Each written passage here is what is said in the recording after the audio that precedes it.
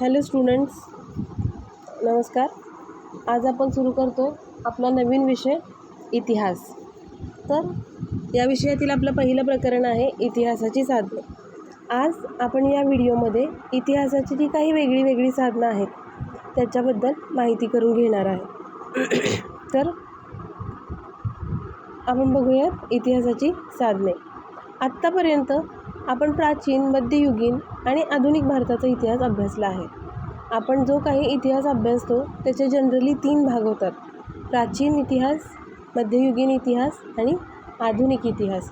तर भारताच्या इतिहासाबाबत आपण 3 प्रकारचा इतिहास आजपर्यंत, म्हणजे तुमच्या पहिलीपासून ते 8वीपर्यंतच्या कालावधीत आपण 3 प्रकारचा इतिहास अभ्यासला आहे. यावर्षी आपण स्वातंत्र्योत्तर कालखंडातील भारताचा इतिहास अभ्यासायचा आहे. म्हणजे भारताला स्वातंत्र्य मिळाल्यानंतर ज्या काही घडामोडी घडल्या आत्तापर्यंत, तर त्या स्वातंत्र्योत्तर कालखंडातील इतिहास जो आहे तो आपण यावर्षी अभ्यासणार आहोत. आधुनिक काळातील इतिहासाची साधने प्राचीन व मध्ययुगीन साधनांपेक्षा वेगळी आहेत. आता जसं आपण म्हटलं की इतिहासाचे 3 भाग पडतात: प्राचीन इतिहास, मध्ययुगीन इतिहास आणि आधुनिक इतिहास. तर प्राचीन इतिहासातले जी काही साधनं होती, म्हणजे लोकांनी काढून ठेवलेले भित्तिचित्र असतील किंवा अश्मयुगीन अवजारं, हत्यारं असतील किंवा लोहयुगातील काही असतील किंवा मध्ययुगाचा जर विचार केला किंवा मध्ययुगीन इतिहासाचा जर विचार केला तर किल्ले, गड, ताम्रपट किंवा काही राज्यकर्त्यांनी किंवा त्यांच्या दरबारी काम करणाऱ्या लोकांनी लिहून ठेवलेली विविध साधनं, या सगळ्यांपेक्षा आधुनिक भारताच्या इतिहासामध्ये जी काही साधनं आपल्याला मिळतात किंवा जे काही पुरावे इतिहासाचे आहेत ते वेगळे आहेत. लिखित साधने, भौतिक साधने, मौखिक साधने, दृकश्राव्य माध्यमातील साधने यांच्या आधारे इतिहास अभ्यासता येतो. लिखित साधनं म्हणजे ज्या गोष्टी लिखित स्वरूपात लिहिलेल्या आढळतात. अगदी प्राचीन कालखंडापासून मध्ययुगीन कालखंड किंवा आधुनिक भारताच्या इतिहासामध्ये कोणतीही जी अशी साधनं आहेत ज्याच्यामुळे आपल्याला इतिहास समजतो, जी लिखित स्वरूपात लिहिलेली आहेत, त्याला आपण लिखित साधनं असं म्हणतो. भौतिक साधनं जी आपल्या आजूबाजूला सापडतात, काही गुहा असतील किंवा काही उत्खननं असतील किंवा काही जागांचे, इमारतींचे, किल्ल्यांचे अवशेष असतील, त्यानुसार आपल्याला जो काही इतिहास कळतो, तर अशा साधनांना आपण इतिहासाची भौतिक साधनं असं म्हणतो. मौखिक साधने म्हणजे बोलण्या चालण्यातून ज्या काही गोष्टी लोकांच्या एका पिढीनंतर दुसऱ्या पिढीकडे ट्रान्सफर होतात, एक पिढी दुसऱ्या पिढीला सांगत जाते आणि त्या गोष्टी तशाच मग एकमेकाच्या बोलण्यातून पसरत जातात किंवा वर्षानुवर्ष अस्तित्वात राहतात.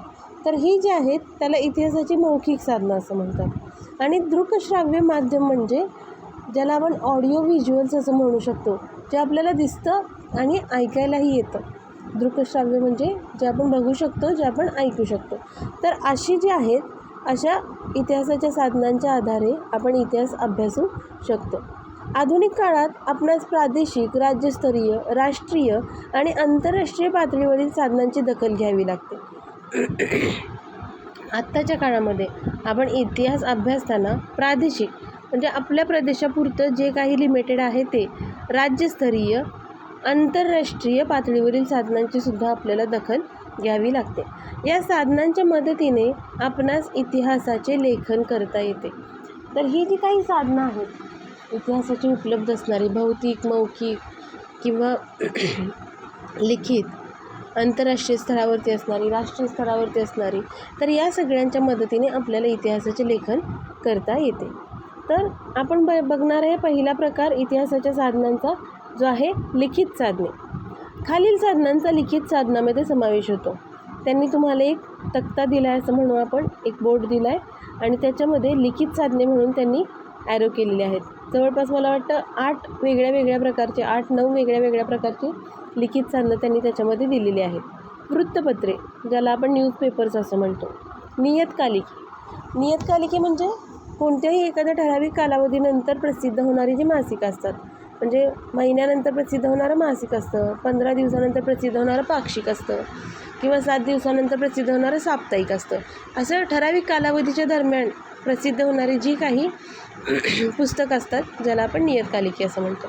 रोजनिशी आपण जी डायरी लिहितो किंवा दैनंदिन व्यवहारातल्या गोष्टी ज्या आपण नोट डाऊन करून ठेवत असतो, किंवा ग्रंथ, पत्रव्यवहार, 2 राज्यांमध्ये, 2 देशांमध्ये किंवा 2 व्यक्तींमध्ये झालेले पत्रव्यवहार, अभिलेखागारातील कागदपत्रे. आता अभिलेखागार म्हणजे काय, तर ह्याची माहिती पुढे तुम्हाला दिलेली आहे, मी तुम्हाला एक्सप्लेन करेन. तर या अभिलेखागारामध्ये जी काही कागदपत्रं असतात, जे काही दस्तऐवज असतात, त्याचासुद्धा इतिहासाची लिखित साधने म्हणून उपयोग केला जातो. सरकारी गॅजेट, सरकारनुसार म्हणजे सरकारकडून किंवा शासनाकडून वेळोवेळी जी काही पत्र किंवा वेगळी माहिती प्रसारित केली जाते, त्याला आपण सरकारी गॅजेट्स असं म्हणू शकतो. टपाल तिकिटे म्हणजे आता टपाल व्यवस्था पूर्णपणे मोबाईल किंवा मेसेजिंगच्या काळामध्ये आपल्याला अस्तित्वात असलेली दिसून येत नाही. फारशी लोक टपाल किंवा पत्रव्यवहार या सगळ्यामध्ये पडत नाही. पण टपालामध्ये जी काही तिकीटं वापरली जातात, त्याचासुद्धा इतिहासाची लिखित साधने म्हणून आपण वापर करू शकतो. आणि कोशवाङ्मय, वाङ्मयाचा हा एक प्रकार आहे, कोशवाङ्मय. तर ही जी सगळी आहेत ती इतिहासाची लिखित साधने आहेत. पुढे बघा, तुम्हाला माहीत आहे का तुम्हाला ऐतिहासिक दस्तऐवज ज्या ठिकाणी जतन केले जातात त्या ठिकाणास अभिलेखागार असे म्हणतात. जसं मी तुम्हाला म्हटलं की अभिलेखागारातील कागदपत्रे. तर अभिलेखागार म्हणजे काय, तर असं ठिकाण ज्या ठिकाणी ऐतिहासिक दस्तऐवज जतन करून ठेवले जातात. म्हणजे ऐतिहासिक दस्तऐवज म्हणजे ऐतिहासिक कालखंडातील कुठल्याही राजा महाराजांचे पत्रव्यवहार असतील किंवा त्यांनी एकमेकांना पाठवलेले काही आदेश असतील किंवा त्यांच्याबद्दल लिहून ठेवलेली काही ठराविक माहिती असेल, तर असे जे ऐतिहासिक जे काही दस्तऐवज आहेत ते ज्या ठिकाणी जतन करून ठेवले जातात त्याला अभिलेखागार असं म्हणतात. भारताचं राष्ट्रीय अभिलेखागार नवी दिल्ली येथे आहे. हे आशिया खंडातील सर्वात मोठे अभिलेखागार आहे. तर भारताचं जे राष्ट्रीय अभिलेखागार आहे ते नवी दिल्लीमध्ये आहे आणि ते आशिया खंडातलं सगळ्यात मोठं अभिलेखागार आहे. आधुनिक कालखंडातील वृत्तपत्रे ही जशी लोकशाहीचा चौथा स्तंभ आहेत, तशी ती माहिती देणारी प्रमुख साधनेही आहेत. आधुनिक कालखंडातील वृत्तपत्रे म्हणजे स्वातंत्र्य लढ्याच्या सुरुवातीच्या काळापासूनच वृत्तपत्र ही माहिती किंवा माहिती प्रसारित करणारी एक मुख्य स्रोत म्हणून वापरली जातात. त्यामुळं वृत्तपत्रांना लोकशाहीचा चौथा स्तंभ असं म्हटलं जातं. म्हणजे ॲडमिनिस्ट्रेशन, ज्युडिशियरी आणि पार्लिमेंट हे जसे लोकशाहीचे 3 स्तंभ आहेत, तसं वृत्तपत्र हा लोकशाहीचा चौथा स्तंभ आहे असं म्हटलं जातं. आणि ही जी वृत्तपत्रं आहेत ती माहिती देणारी प्रमुख साधनंसुद्धा आहेत. 1961 ते 2000 या कालखंडाचा विचार केल्यास सुरुवातीला छापील माध्यमांना, विशेषतः वृत्तपत्रांना पर्याय नाही असे दिसते. म्हणजे 1961 ते 2000 ह्या कालखंडाचा जर आपण विचार केला तर छापील माध्यमांना, कारण त्यावेळेला वृत्तपत्राला दुसरा कोणताच पर्याय नव्हता. आता जर तुम्ही बघितलं तर मोबाईल मीडिया अवेलेबल आहे, इंटरनेटवरून बऱ्याचशा गोष्टी अवेलेबल होतात, पण त्या काळात छापील वृत्तपत्रांना दुसरा कोणताही पर्याय नव्हता. जी काही माहिती प्रसारित केली जायची ती वृत्तपत्रातून किंवा ज्याला जनरली आपण पेपर असं म्हणतो, जो डेली पेपर आपल्या घरी येतो, त्यातूनच प्रसारित केली जायची. त्यामुळं त्या वृत्तपत्रांना दुसरा स्वतंत्र असा कोणताच पर्याय नव्हता. भारतात उदारीकरण सुरू झाले आणि इंटरनेट किंवा आंतरजालाचा सार्वत्रिक प्रसार सुरू झाल्यावर छापील माध्यमांना पर्याय उपलब्ध झाला. भारतामध्ये उदारीकरण सुरू झाले, ठीक आहे, ग्लोबलायझेशन सुरू झालं आणि त्यानंतर मग मात्र इंटरनेटचा वापर वाढायला लागला. आणि जसा इंटरनेटचा वापर वाढायला लागला, जसा इंटरनेटचा सार्वत्रिक प्रसार सुरू झाला, त्यानंतर मात्र छापील माध्यमांना पर्याय उपलब्ध झाला. म्हणजे जे काही वृत्तपत्रामध्ये छापून यायचं, ज्या वृत्तपत्रांना दुसरा काहीच पर्याय नव्हता, त्यांना काही अल्टरनेट पर्याय ह्या इंटरनेटमुळे मिळू लागले. म्हणजे आजकाल प्रत्येकजण पेपर वाचतोच असं नाही किंवा प्रत्येकजण मॅगझिन्स, पुस्तक वाचतोच असं नाही. आज व्हर्च्युअल लॅबोरेटरीज किंवा तुम्हाला डेली न्यूज अपडेट मोबाईलवरती इंटरनेटच्या माध्यमातून सुद्धा मिळू शकतात. काही वर्षापूर्वी परिस्थिती अशी नव्हती, त्यावेळेला वृत्तपत्रांना दुसरा कोणताही पर्याय नव्हता. पण आजकाल इंटरनेटमुळं बऱ्याच ठिकाणी असं दिसून येतं की छापील प्रसारमाध्यमं जी आहेत त्याला दुसरे पर्याय उपलब्ध झालेत। आणि जरी असं असलं तरीही छापील प्रसारमाध्यमांचं सामर्थ्य जे आहे ते अजूनही कायम आहे। म्हणजे आजही मोबाईलवरती न्यूज येत असतील, प्रसारमाध्यमातून बाकीचं टी व्ही असेल किंवा रेडिओज असतील, याच्यातून बऱ्याचशा बातम्या कळत असतील, तरीही डेली न्यूजपेपर वाचणाऱ्यांची संख्यासुद्धा खूप जास्त आहे। दुसरं आहे वृत्तपत्रे। वृत्तपत्रामधून आपणास राष्ट्रीय, आंतरराष्ट्रीय घडामोडी, राजकारण, कला, क्रीडा, साहित्य, समाजकारण आणि सांस्कृतिक घडामोडी कळतात। वृत्तपत्र म्हणजे ज्याला आपण न्यूजपेपर म्हणून ती रोज आपल्या घरी येतात, तर त्या वृत्तपत्रामधून आपल्याला राष्ट्रीय आणि आंतरराष्ट्रीय घडामोडी म्हणजे आपल्या देशामध्ये काय चाललं आहे, तसंच देशादेशांमध्ये काय चाललं आहे किंवा आपल्या देशामध्ये राजकारण, कला, क्रीडा, साहित्य, समाजकारण आणि सांस्कृतिक घडामोडी काय चाललं आहे हे सगळं आपल्याला वृत्तपत्रामधून कळतं। मानवी जीवनाशी संबंधित असणाऱ्या गोष्टी वृत्तपत्रात येतात। वृत्तपत्रामध्ये ज्या काही गोष्टी येत असतात त्या जनरली मानवी जीवनाशी संबंधित असतात, आपल्या जीवनाशी त्याचा संबंध असतो। राष्ट्रीय पातळीवर काम करणाऱ्या वृत्तपत्रांना आपल्या प्रादेशिक आवृत्त्या सुरू केलेल्या आहेत। राष्ट्रीय पातळीवरती म्हणजे आता बघा, जे न्यूजपेपर असतात जे देश पातळीवरती किंवा राष्ट्रीय पातळीवरती काम करतात, म्हणजे पूर्ण देशामध्ये त्या न्यूजपेपरचं जे काय आहे ते पब्लिकेशन होतं किंवा तो पुरवला जातो। तर असे जे नॅशनल लेवलचे आहेत, म्हणजे जसं टाइम्स ऑफ इंडिया असेल किंवा द हिंदू असेल किंवा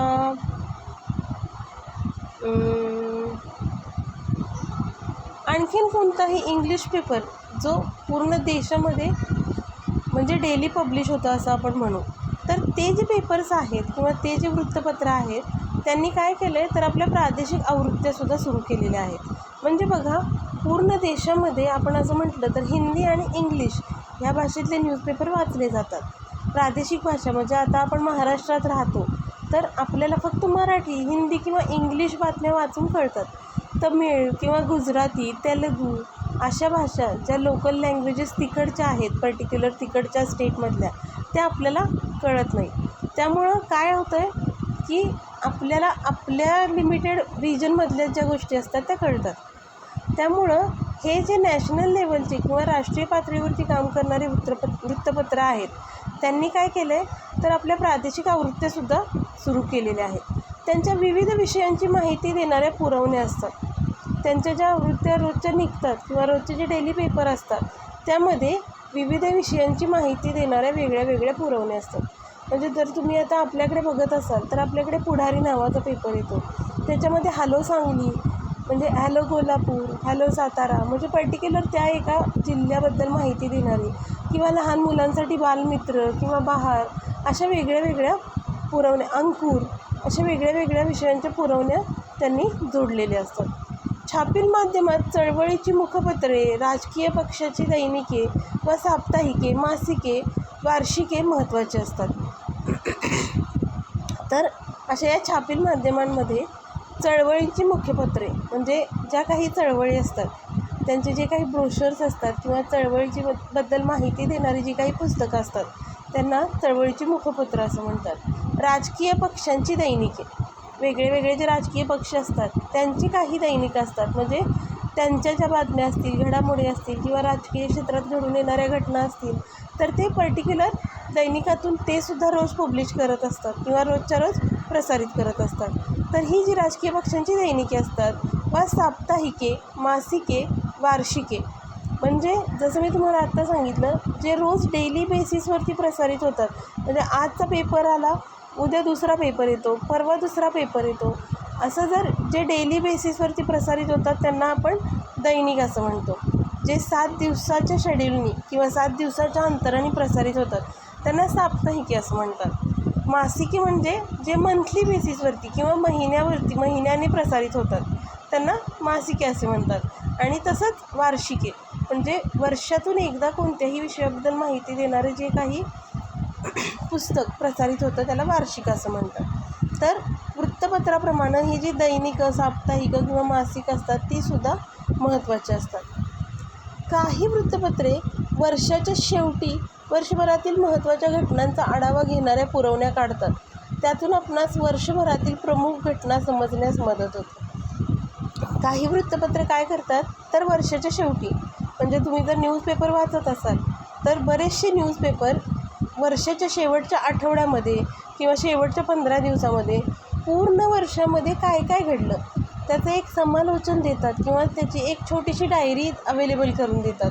आणि त्यामुळं मग वर्षाच्या शेवटी किंवा झालेल्या वर्षामध्ये शेवटच्या आठवड्यात वर्षाच्या, म्हणजे आता समजा हे 2021 आहे, ठीक आहे, तर जे वर्ष गेलं 2020, तर 2020च्या डिसेंबर महिन्यात शेवटच्या 15 दिवसामध्ये 1 जानेवारी 2020पासून ते अगदी 25-30 डिसेंबर 2020पर्यंत काय काय घडलं त्या सगळ्या बातम्या शॉर्टकटमध्ये अगदी छोट्या टेबल्सच्या फॉर्ममध्ये येतात. तर त्यामुळे पूर्ण वर्षामध्ये काय काय घडून गेले ते समजण्यास आपल्याला मदत होते.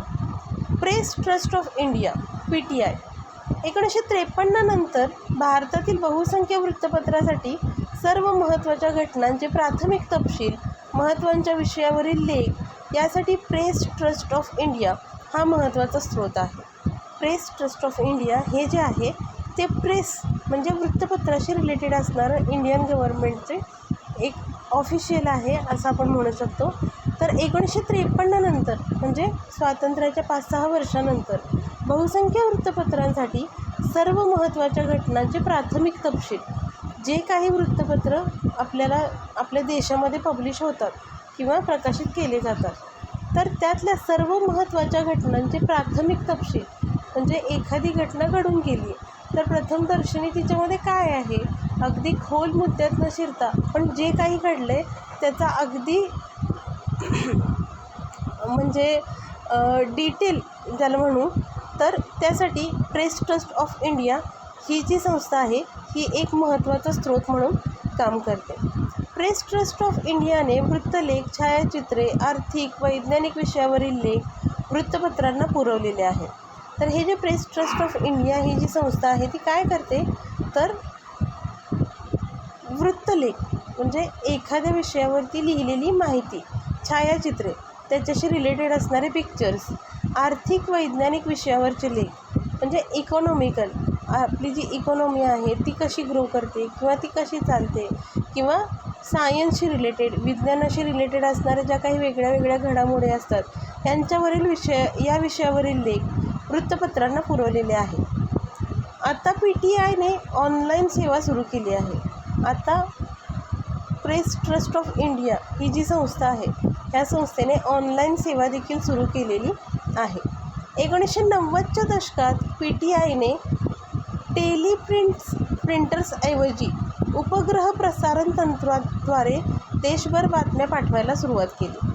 म्हणजे 1990चं जे दशक होतं तर ह्या डेकेडमध्ये PTIने काय केलं तर टेलिप्रिंटर्सऐवजी उपग्रह प्रसारण, म्हणजे आजकाल आपल्याला ज्या काही सॅटेलाईटद्वारे न्यूज मिळतात, उपग्रह म्हणजे सॅटेलाईट्स जे आकाशामध्ये फिरत असतात, माहितीचं प्रसारण करत असतात, तर टेलिप्रिंटर्सऐवजी उपग्रह प्रसारण या तंत्राद्वारे त्यांनी देशभर बातम्या पाठवायला सुरुवात केली. आधुनिक भारताच्या इतिहास लेखनासाठी हा मजकूर महत्त्वाचा आहे. आणि आधुनिक भारताचा जो काही इतिहास लेखन आपण करणार आहे तर ह्या इतिहास लेखनासाठी हा जो मजकूर आहे जो प्रेस ट्रस्ट ऑफ इंडियाद्वारे प्रसारित केला जातो असं आपण म्हणू, तर हा जो आहे तो एक महत्त्वाचा भाग आहे. तर इथे आपण आपलं पहिलं प्रकरण इतिहासाची साधनेमधला पहिला व्हिडिओ पाहिला आहे. तर तुम्ही हा व्हिडिओ व्यवस्थित ऐका, काळजीपूर्वक बघा. तुमचे जर काही शंका असतील, काही प्रश्न असतील तर मला मेसेज करून विचारा आणि या व्हिडिओची जी लिंक आहे ती शेअर करा, सबस्क्राईब करा आणि लाईक करा. आपण भेटूयात पुढच्या व्हिडिओमध्ये. तोपर्यंत बाय बाय.